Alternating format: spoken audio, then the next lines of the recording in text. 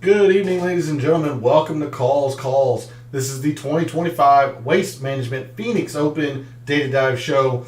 As usual, on Monday nights, we are going to take our first look at the forecast for the tournament this week in Scottsdale.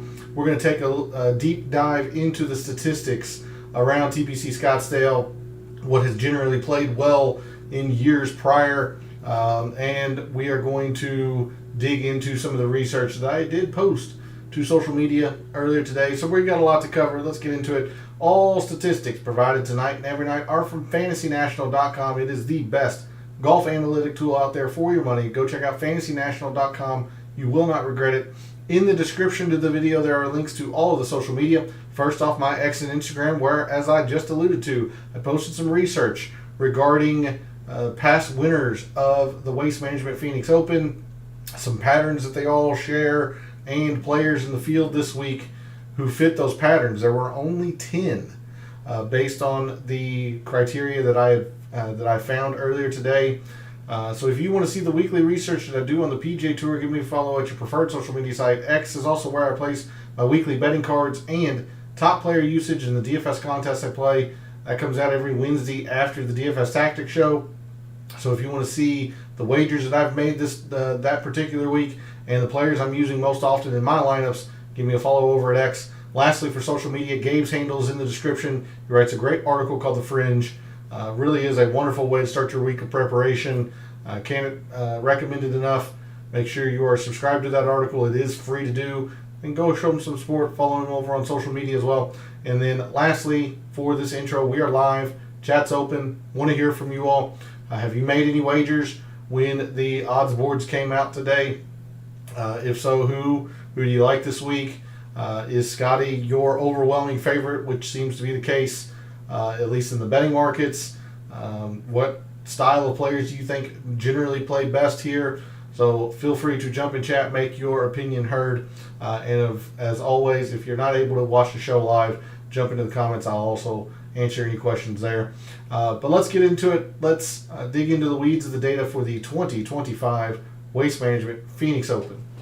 And we start, as we always do, on a Monday evening over at the forecast, the extended forecast over at Windfinder. Good evening, Derek. Thanks for jumping into chat. It's good to see you this evening.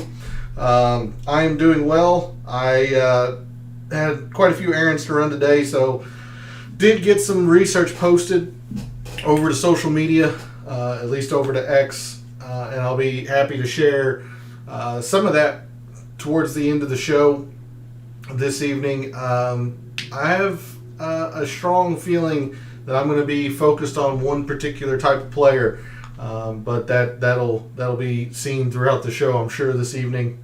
But it's good to see you. Hopefully we are going to have a much better week than we did at Pebble Beach. About JJ Spawn, 7,900. Glad you had a good day. Yeah, so Spawn was somebody that we had talked a little bit about last night. I just, in a full field event, I could not fathom him being in the sixes like you thought he might.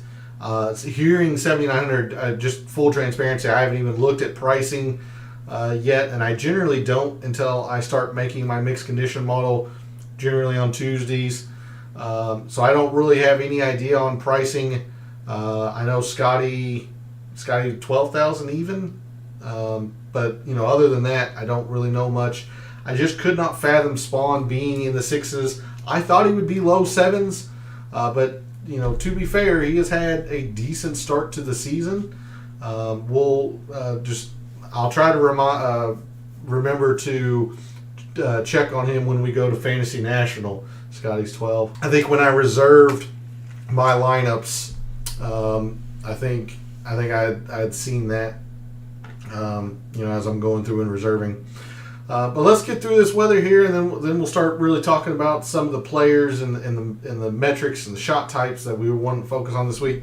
As I was reiterating and pretty adamant about last night, you're going to hear that these are dome-like conditions in Scottsdale.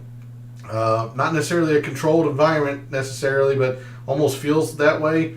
Very little wind throughout the course of the tournament.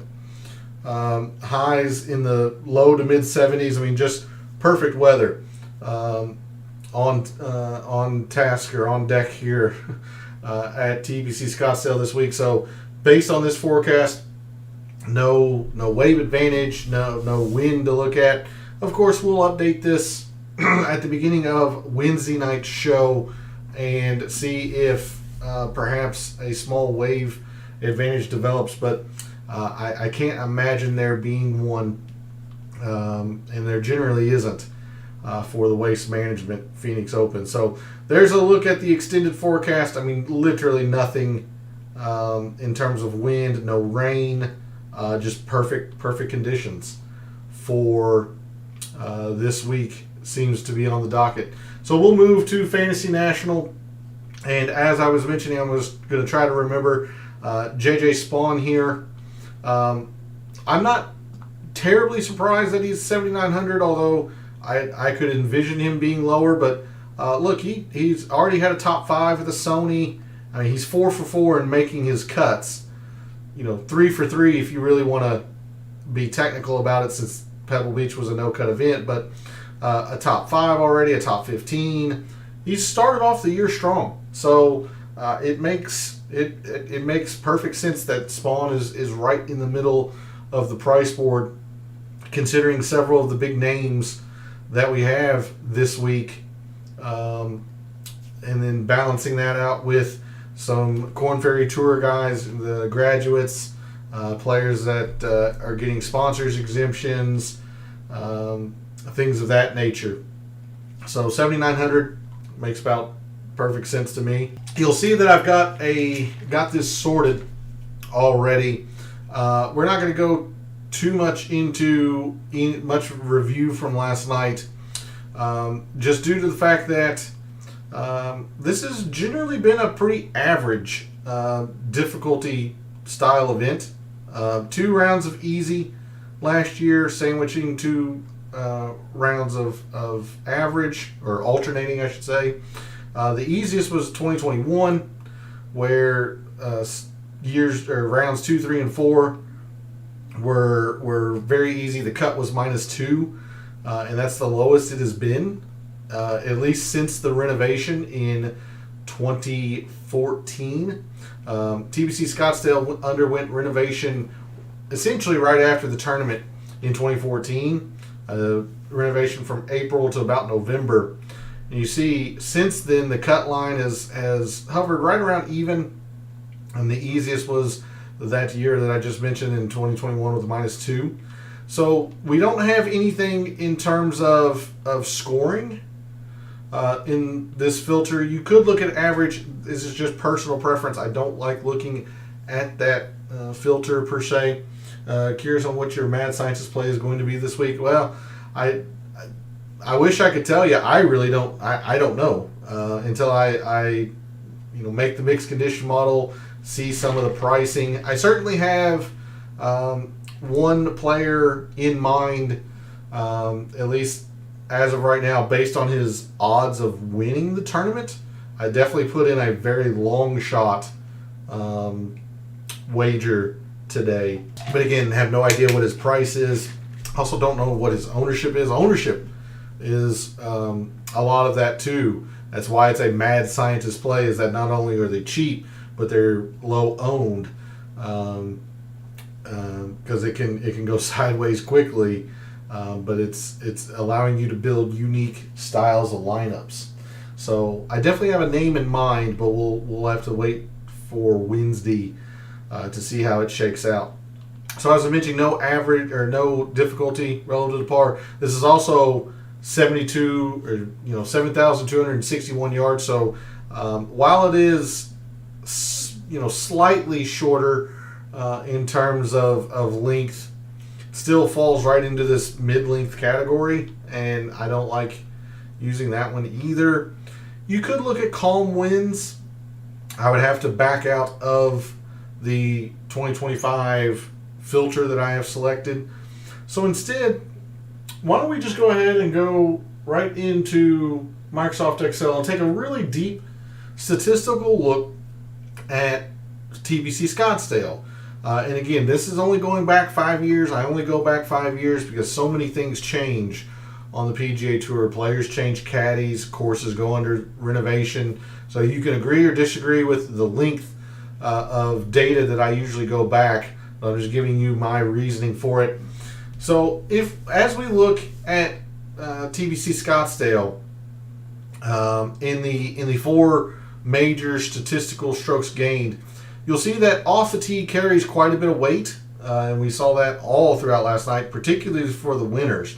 Now, we do have a pretty high outlier here in 2022, but even if you remove that, you're still 14.5%, 15% more important than the average full field event on the PGA Tour. So off the tee is going to carry significant amounts of weight this week.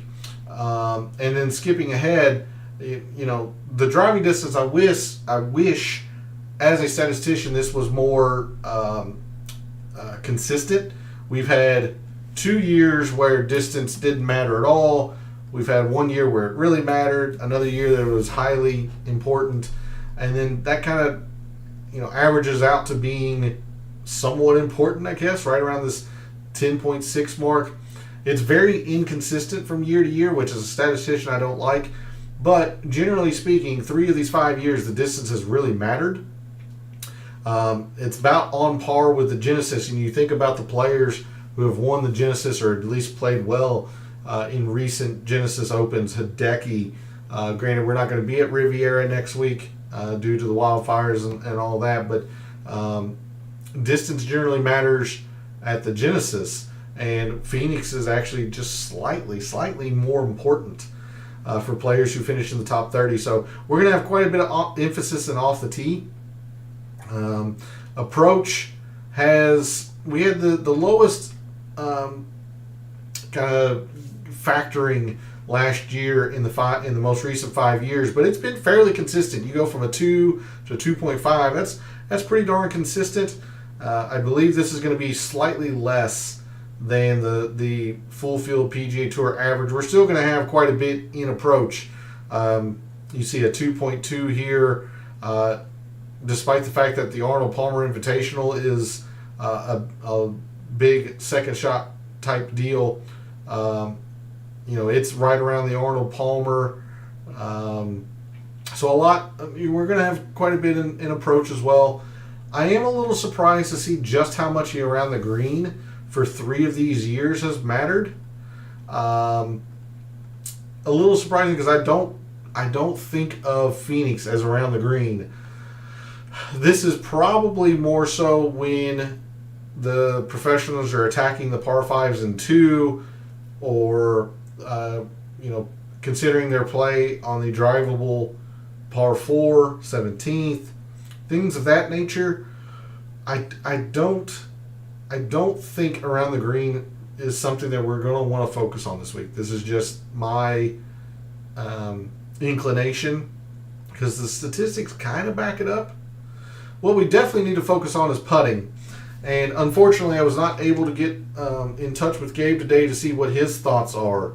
Now, he certainly had a little bit of a write-up in his article, but I'm still thinking about how I want to approach the putting, whether we look at putting at TPC Scottsdale, maybe we look at putting who's just in form with the putter right now. So that is something that'll be interesting to see as we go to the research towards the end of the show. But in the 4 major categories, we're going to have quite a bit in off the tee.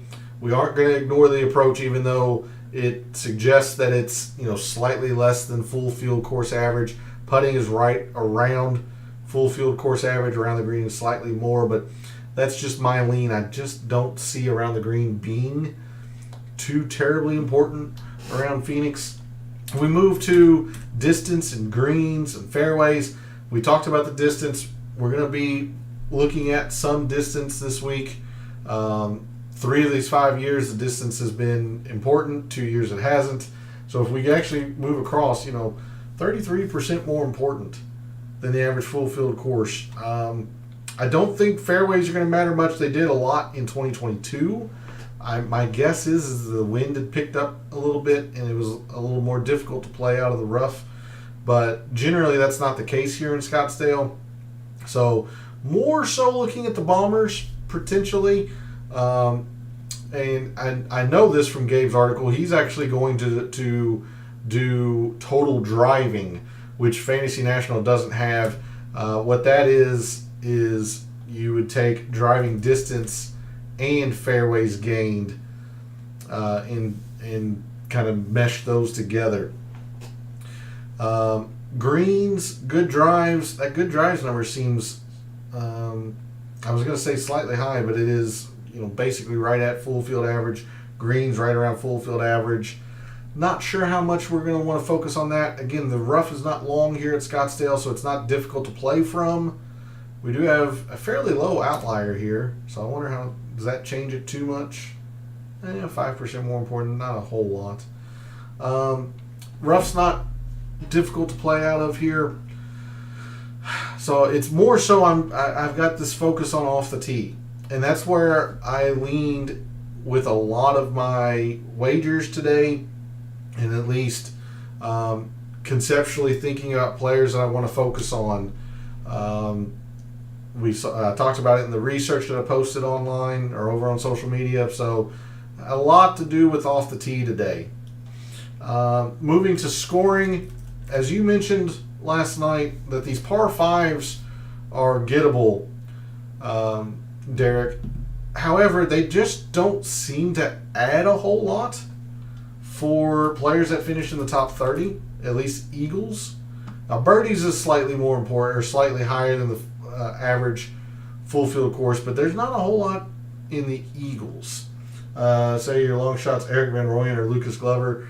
No, neither of those two. They might end up being plays that I suggest.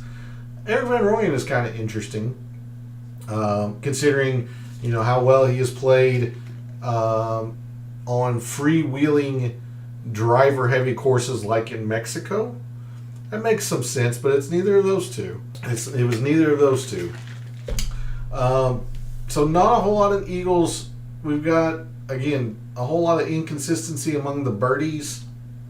So both of them, roughly similar in terms of against full field averages. We'll probably look at birdies are better just because the winning scores have been in the upwards of the upper teens. Last year the scoring record was set at 21, so you do have to have several opportunities here, and that is something that I'm probably going to be looking at tonight is opportunities as opposed to just maybe birdies are better. Then the real crux of the data, see where these strokes gained in the various par 3s, 4s, and 5s fall. So about 45%, maybe somewhere between 45 and 50% of your strokes gained in the par 3s come from 175 to 200. So logically you could look at this range, but you see they have various lengths of par 3s here. So any par 3s we look at, and I really don't know if we are, because they just don't carry all that much.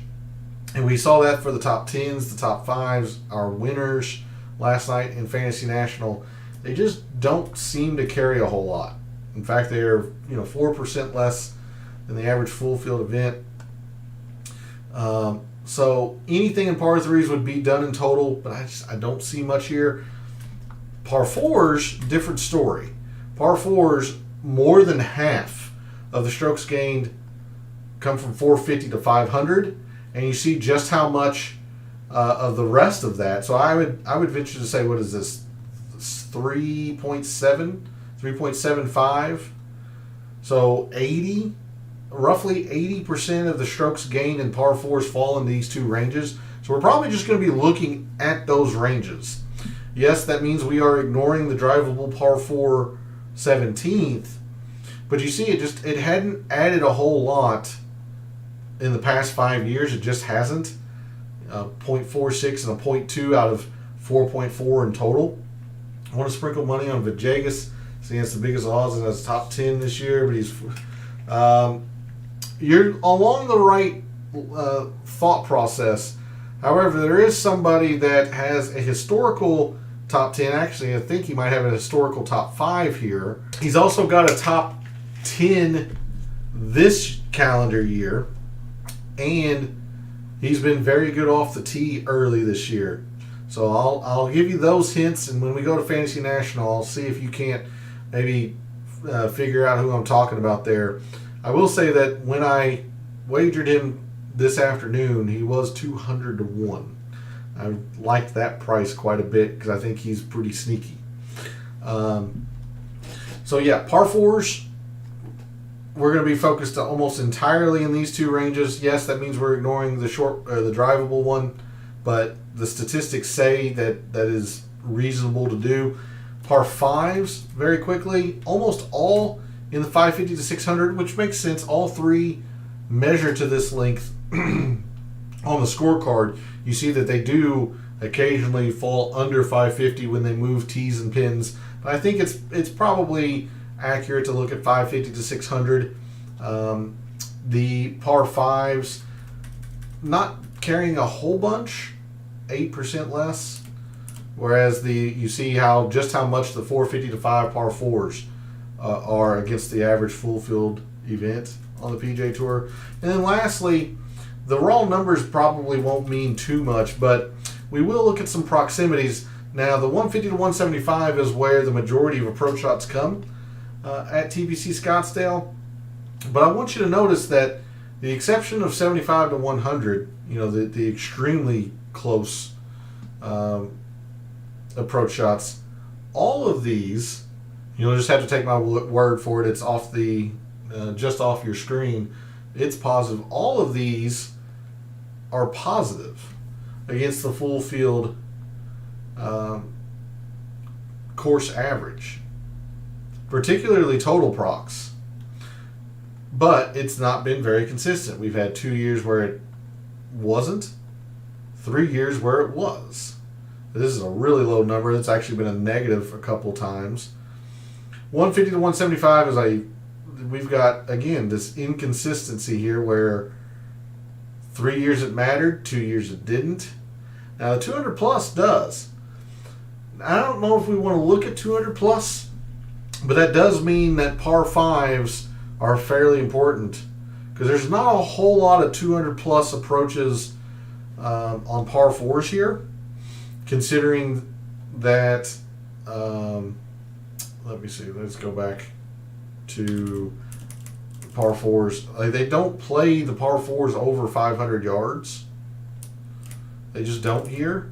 Last year they did very, very little, and it was the first time in the past 5 years they had. So not a whole lot of 200 plus approaches on par fours, which means that's carrying a lot in the par fives. So we might go through some proximity tonight. I'm leaning towards total procs, but I can be convinced maybe the 150 to 175, maybe take a look at the 200 plus, even though I know I wouldn't put it in the mixed condition model. Anyway, there's a deep statistical look at TPC Scottsdale in the past 5 years. Charlie Hoffman, he's going to be popular this week, so no. Although I do like him. I mean, anytime you talk about the waste management, you should probably think of Charlie Hoffman, but nope. So we're going to start with off the tee. We've seen last night, we saw tonight, just how much off the tee matters, particularly in distance, and even with strokes gained by shot type. Look at your winners historically here at TPC Scottsdale. It just matters a lot. So with that, the Pebble Beach statistics are in Fantasy National. So this will update from last night. Your top off the tee players so far in 2025 in the field this week: Sam Burns, Sam Stevens, Charlie Hoffman. I mean, a good shout. I do like him. He is third and off the tee so far early this calendar year. Sungjae, Cameron Young, K.H. Lee, Gary Woodland, Thomas Dietrich, Siwoo Kim, Ben On, and Kurt Kitayama. Those are your top 11, just due to ties. By process of elimination, if you've looked at the odds board, you can probably guess who that long shot is, considering Burns is not going to be a long shot. Woodland has had some mixed results here. He hasn't been great the past 5 years, but he is a former champion in 2019 here, or excuse me, 2018.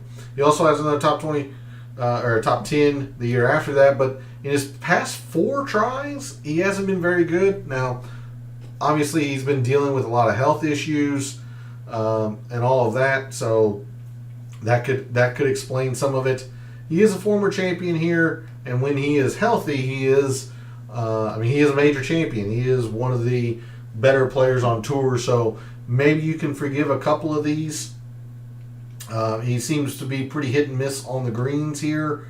The irons have been pretty solid here. So definitely another name to be on the lookout for.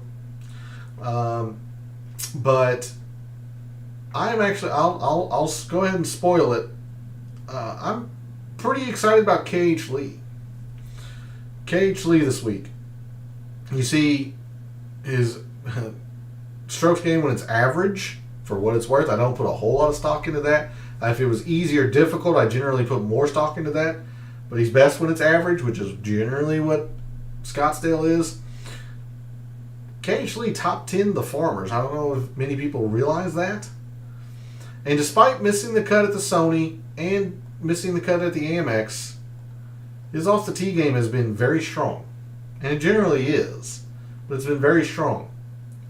Now, some of this might be a little bit of smoke and mirrors, since he gained 5 or 5.5 on the greens at the Farmers, and these aren't Poana greens, but you take a look at his historical performances at the Waste Management.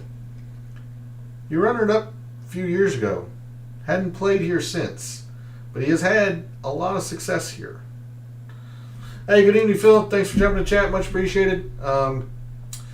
Just going through a couple of these surprising names that really jump off the page when you consider off the tee, and that is where a lot of my focus has been so far this week. It's where my focus was in the wagers that I made, and then any research or the research that I posted to social media today.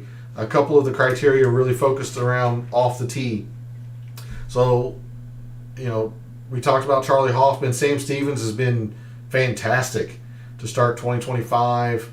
K.H. Lee, Gary Woodland. So, be aware of some of these players that are probably lower in the price board, considering how well they've been off the tee early this year. I would have never guessed that. Would have said Doug Gim before I said him. Doug Gim's generally not the best off the tee. His big thing is irons. But he is team no putt for sure. So yes, as I was going through a lot of these players today, doing various things with off the tee, these guys were jumping off the page to me, and as I mentioned, somebody in particular was 200 to 1. So I went ahead and fired it off because you think about K.H. Lee and his best performances. His wins, they've been at TPCs. TPC Craig Ranch. Now, TPC Craig Ranch is, very, very easy. And Scottsdale's not that. Absolutely not. But, as I mentioned, he has a second here. The Classic last year is formerly the Honda, was just tough. Shriners is a TPC. Another TPC, Honda. So, he's again. This was the name that surprised me the most. Yet I kept coming back to it, and then I saw the 200 to 1, and I just couldn't pass it up. So naturally, that means he's going to shoot 11 billion and make me look like an idiot, even more than I already do. But There you go, Derek. That is the name that you would have had to have guessed in order to get that one right. KH Lee is my first idea of the Mad Scientist play. I have no idea what his price is. Obviously don't know what his ownership looks like. But that is the name that came to me when you asked about possible Mad Scientist play. Would have been KH Lee. All right, so there's a look at off the tee. We'll take a look at approach as well. Your top approach players early in 2025 in the field this week: Sepp Straka, Scotty, Lucas Glover, Chan Kim, Nick Taylor, Mac Meisner, Tom Hoagie, JJ Spawn, Sam Stevens, and Minwoo Lee. Why is this giving us 5 rounds? Scotty only has 4. It's very, very weird. I thought it would be Hoffman or Virginius. Going back to Glover, I haven't seen anything wrong with Glover. Granted, I haven't spent a whole lot of time researching today. I had quite a few errands to run. But if we look at Glover, I mean, yeah, he is a ball striker. But what's surprising to me is that he is 17th, at least in this field. He's top 20 in this field in putting, and that's always been the thing that's held him back. So take a look at Lucas Glover. The around the green, not necessarily his strong suit.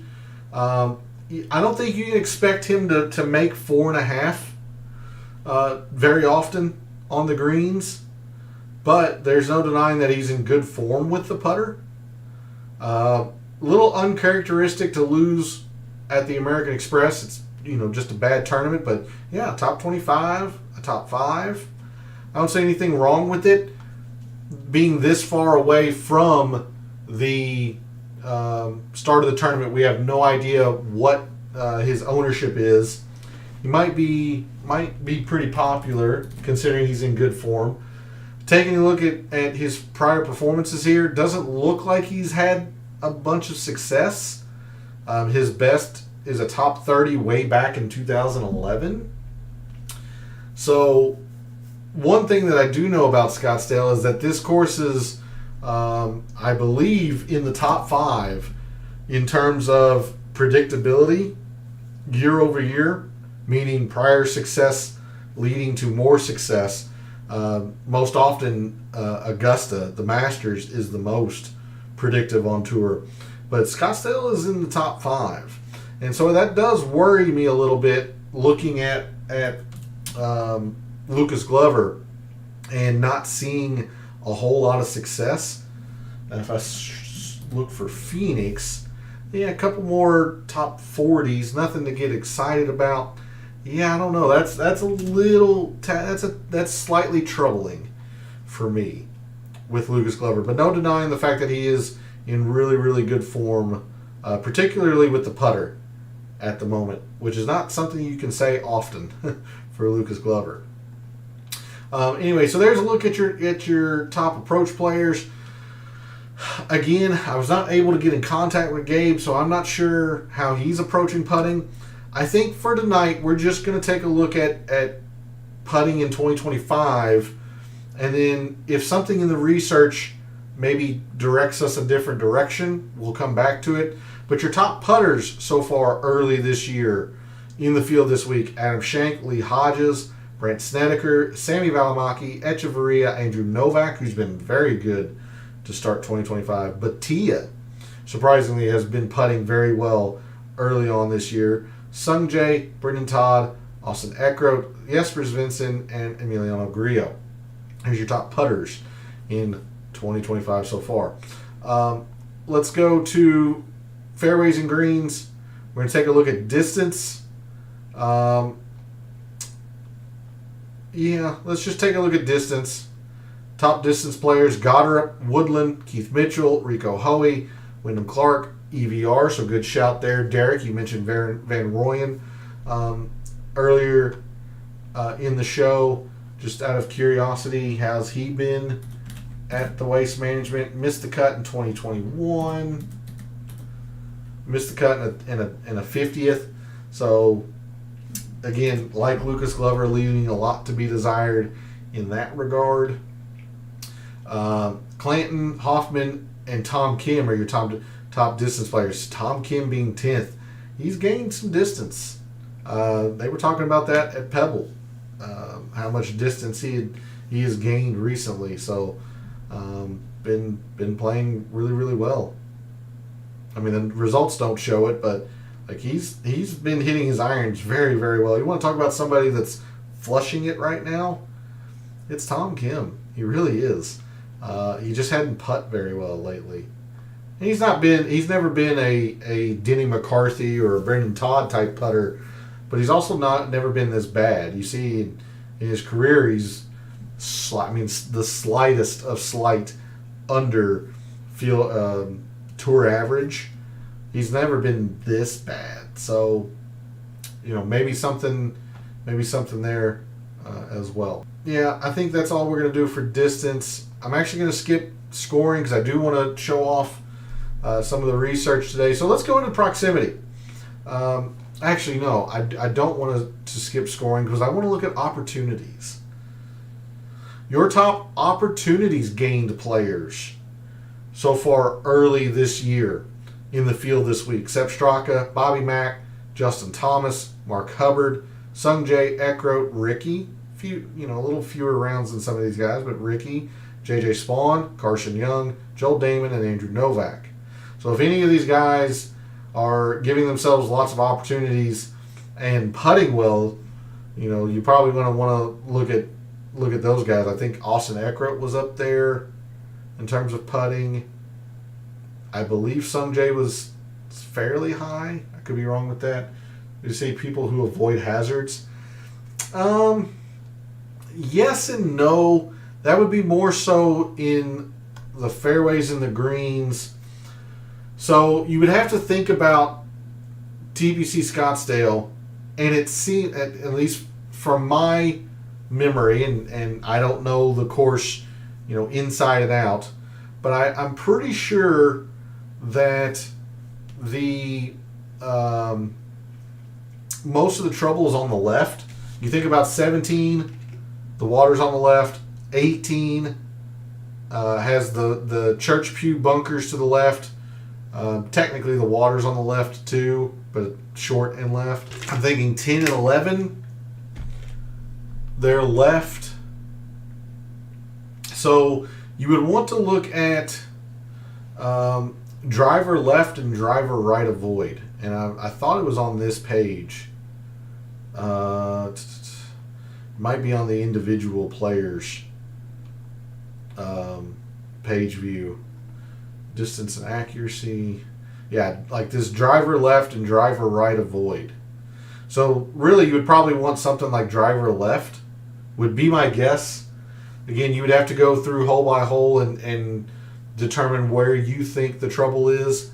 But from my memory, I think most of the trouble is on the left here at Scottsdale. But as far as just generally players who avoid hazards, that's kind of off the tee or fairways. In the most basic of sense, Phil. How's Brant Snedeker's record at the Waste Management? He's been putting well. Sned. I feel like Sned's had a little bit of success here, but I don't think it's been recent. You're right. He's been in fuego with the putter. Let's call it how it is. He hasn't been putting well. He's been in fuego with the putter. He does have a runner-up and a top 10 way back in the early 2010s. Gotten a little bit worse over the years as age has caught up with him. In 2020, it was a miscut. Miscuts since 2020. He does have some historical success here, so I don't want to discredit that, but everything lately has been pretty poor. Let's see. We looked at opportunities. Now we'll go to proximity. Your best total prox players in the field this week. And again, this is early, so there's very few rounds, but I'm just trying to keep it consistent tonight. I'm sure I'll adjust the time frames of some of these statistics Wednesday in my mixed condition model. But early on in 2025, your top total procs players: Sepp Straka, Novak, Spawn, Nico Echeverria, Rico Hoey, Kevin Streelman, Justin Thomas, EVR, Hoffman, and Bobby Mack. If we were going to take a look at what I think are going to be the two most important ranges, it would be the 200 plus for attacking the par 5s and the 150 to 175. So players like Sepp Straka, 10th and 18th, Novak, 21st and 4th. I mean, even Spawn, 21st and 17th. Rico Hoey's inside the top 20 on both. Charlie Hoffman, 4th and 5th. Again, small sample sizes here. There's only, some of the guys only have 3 rounds with this, but early on in 2025, they've been hitting their approaches the closest from the ranges that I think are going to be the most important. 150 to 175 and the 200 plus would be my guess. But I'm probably mostly looking at total procs, because all of these except for the 75 to 100, when we looked in fantasy, or in Microsoft Excel, all of these were above the average full field course. So it might be total procs, which would make some sense. These greens are large, 7,000 square feet, a little bit more than that. So that is large. So good. Would be good to find players with good proximity, considering how large these greens are. Let's go through par 4s and par 5s very, very quickly, and we'll go to Excel and do the research to end the show. Par 4s, we're going to look at these two ranges together. So we'll start with the 450 to 500, because those are the most important here at Scottsdale. Again, early on this year, your top performers on those length of par 4s: Patrick Rogers, Patrick Fishburne, Spawn, Eric Cole, Hayden Springer, Ben Griffin, Adam Schenk, Kuchar, List, Connors, Hoffman, and Taylor. Taylor is our defending champion. Hoffman's popped a whole bunch tonight, which should make some sense. He is Mr. WMPO, really. And then of those, really, it's kind of the bottom guys here that you really should start, because they're good on both the 400 to 450 and the 450 to 5. Players like Hoffman, like Taylor, Sam Stevens, Lee Hodges, definitely. Vincent Norman, at least good on these par 4s, the length of the par 4s. Straka to a lesser extent, Mitchell. And then par 5s, we're just going to focus solely on the 550 to 600. Joe Highsmith, Sammy Valimaki, K.H. Lee, Lee Hodges, Kevin Streelman, Bridgman, Frankie Sapan, Andrew Novak, Nick Taylor, Rasmus Højgaard. So there's a look at your top par 5 performers. I'd give these guys a little bit of extra weight, considering par 5s you're going to have to score here if you want to be in contention. You're right. Spawn has popped a little bit. Van Rooyen has popped a little bit as well. Andrew Novak's popped a bunch. Granted, he's played very, very well to start 2025, so that makes some sense. So anyway, here's a look at some of the metrics that we think are going to be the most important, and who has started off 2025 strong in those metrics. We're going to move to Microsoft Excel. Now let's talk about performance at TPC Scottsdale the past 5 years, and in these various metrics, who's done well. So we're going to start with off the tee. It's just, where I think a lot of success is gonna happen. So your top off the tee players at TPC Scottsdale the past 5 years that's in the field this week. Keith Mitchell, 4 for 5, has been very good off the tee. Pretty mediocre the rest of his game, but no denying his off the tee success here. Sam Stevens, it's only one time, but he was very good off the tee.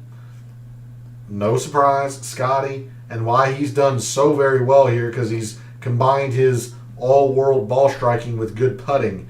Anytime Scotty's gaining 3 on greens, the field's in a lot of trouble. So that's why Scotty's had just ridiculous amounts of success around here. Cam Young has been very good off the tee. Connors. Trey Mullinax leaving a little bit to be desired in terms of success, because you see how bad he's been with the irons. But the off the tee has been good.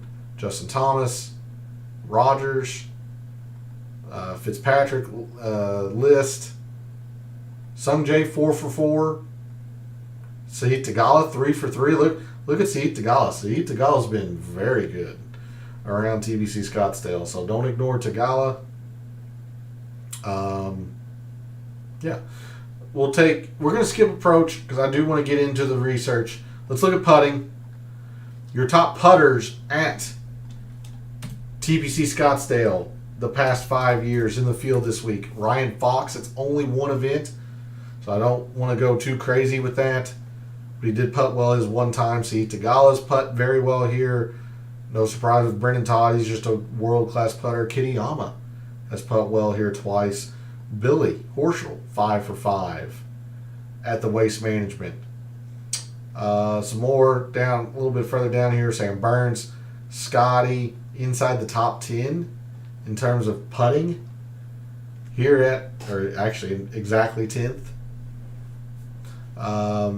Berger, only 2 for 4, but he's got some high finishes to offset some missed cuts.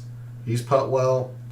Hoffman, Tom Kim, Hoagie a little bit further down here, Kuchar. Let's take a look at par 5s. Yeah, let's do par 5s. Your top performers on par 5s. Actually, you know what? 550 to 600. Why not? Top performers on par 5s, 550 to 600 here at TBC Scottsdale. Fox, Novak each once. Matt Fitzpatrick, 3 for 3. Michael Kim leaving a lot to be desired in terms of success, but has done played the par 5 as well. Spieth, Burns, Keith Mitchell again, Scotty Scheffler again, Hideki, 5 for 5. And don't forget, Hideki is historically positive here in putting. Anytime Hideki's positive in putting, you should take notice. He's not a good putter. So there's something about these greens that he likes, or they're just not very complicated. Connors taking advantage of these par 5s. Billy Horschel again, and a little bit on further down there. Last one we'll do is total procs. Who's been the best at proximity? Jake Knapp's only once. Valimaki. So players that have played it often: Doug Gim, Scotty, Hideki. There you go. Lucas Glover has been very good with proximity. Mostly in that 150 to 175 range. He's been pretty poor on the 200 plus, which, let's see if my thesis is right. Does that mean his par 5s have been poor? You see the 556, he's been bad on those. So yeah, he's been really bad on the par 5s here. So at least for one player, my thesis is correct that the 200 plus proximity is mostly in your par 5 approaches for guys attacking the green in 2. Svensson's been good on total procs, but poor results. My guess is he's probably hadn't putt well here. Will Gordon 0 for 2. There's Max Homa. Although I don't think I want any part of Homa right now. He just looks broken. A little bit further down here, you got Sam Burns and Keith Mitchell. Woodland just off the page. Here's Woodland. All right, let me sort on best finish, and we'll end the show off with the research, or what led to what I posted regarding research. So, per usual, I'm going to start with the winner matrix. How have champions performed here at TBC Scottsdale leading up to their win? Now remember, 2015 here, Brooks. This is the first year after the renovation. In 2014, Tom Weiskopf lengthened the course, added some bunkers. So really, even though Phoenix was seen, several years prior, I'm actually kind of starting my research back to 2015 just due to that fairly extensive course renovation. So obviously Brooks had never played before, wins, but let's go from there. Hideki, two times in a row, but he had finished runner-up the first year of the renovation. He also had some historical success.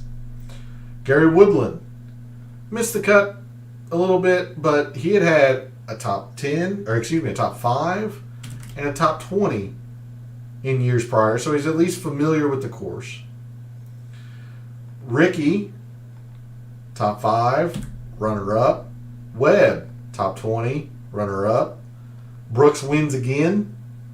He is a former champion here. Didn't play for a few years, but still former champion.